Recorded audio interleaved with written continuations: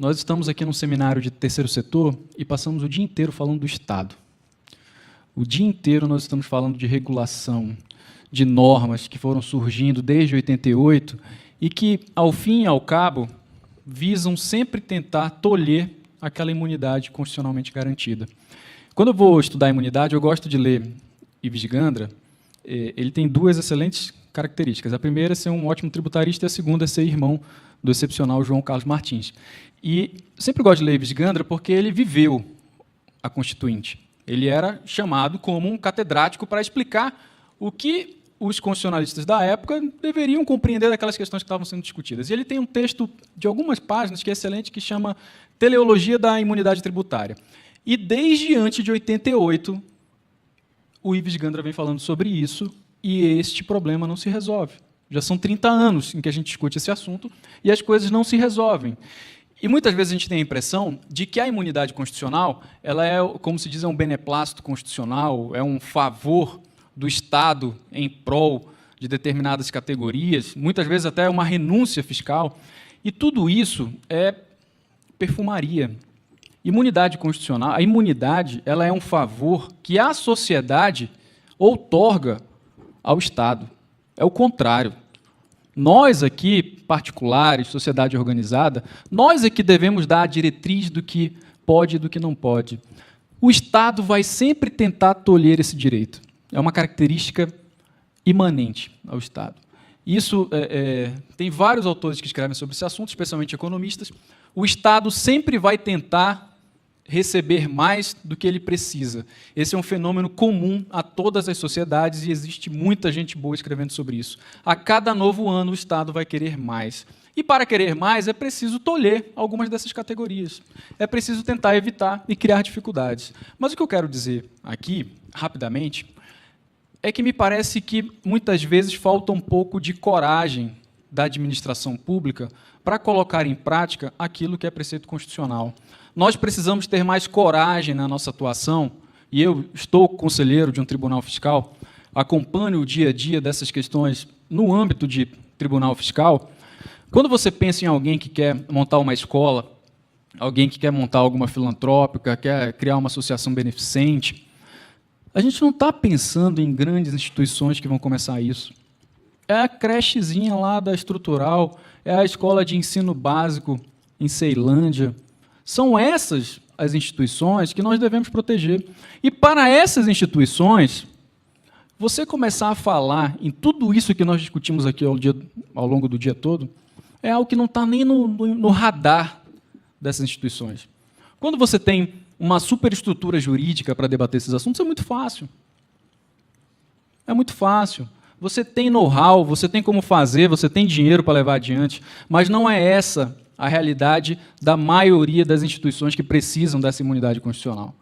E nós precisamos estar atentos a isso, porque a cada dificuldade criada é um atendimento perdido, é um aluno que está fora da escola, é uma criança que está fora de uma creche. Nessa hora, eu lembro sempre da frase que, não sei por quem foi cunhada, mas que diz que o Estado é como se fosse uma criança com um martelo. E para uma criança com um martelo, o mundo todo é um prego. Ele sai batendo na cabeça de todo mundo. E nós aqui temos a obrigação de nos opor a isso, especialmente quando estamos tratando de imunidade constitucional. Não é favor do Estado, é favor da sociedade em prol do Estado. Basta olhar para o lado aqui. Olhem para o lado, olhem para esse auditório. Isso aqui é o melhor exemplo possível do que esse benefício, vamos chamar assim, constitucional é capaz de fazer. A estrutura, como o Dr. Luiz sempre fala, que é uma instituição centenária, que percorreu já todo tipo de legislação ao longo dos seus 100 anos, mais de 100 anos de existência. Hoje tem mais de 300 mil alunos, né, que vivem este dia a dia da imunidade constitucional. E acho isso fabuloso, porque é um exemplo fantástico. Toda vez que nós formos julgar uma questão de imunidade constitucional, a gente tem que lembrar de hoje, de estarmos aqui. Porque isto é o que é capaz, o que é possível fazer quando se utiliza desses mecanismos. Mas eu disse que ia falar de números, porque alguns números me espantam. Eu pesquisei antes de vir para cá, e pensando um pouco nas mazelas do que a gente sofre no Brasil, e vi alguns números que me alarmaram, né? Por exemplo, ano passado, 2016, 300 mil brasileiros morreram de causas que eram de simples solução. 300 mil pessoas foram internadas e morreram de causas evitáveis. Pegou uma infecção hospitalar, foi um erro médico, alguma bobagem aconteceu, e essa pessoa morreu. Esse é um estudo da UFMG, não sei o que estou inventando, e que atestou. Todas essas pessoas morreram em razão de causas que eram evitáveis. Outro número. Existem 900 mil pessoas aguardando por uma cirurgia eletiva no Brasil. Há anos, 900 mil pessoas numa lista de espera. 75% das crianças de 1 a 4 anos não estão na creche e nem na escola no ensino básico. 75%. Imaginem quanto este número significa quando você leva isso para a realidade de uma pessoa, dos pais que precisam sair para trabalhar e não conseguem deixar a criança numa creche. A roda da economia ela para de girar por conta de um problema como esse. Outro dado. As universidades brasileiras, o ensino brasileiro é extremamente caro. Um aluno de uma universidade, eu não vou nem falar de Brasília para não, estamos muito próximos aqui, mas um aluno da Universidade Estadual do Paraná, ele custa entre 12 e 15 mil reais por mês. Ele poderia estudar em Harvard com esse valor. E por que eu trago esses números?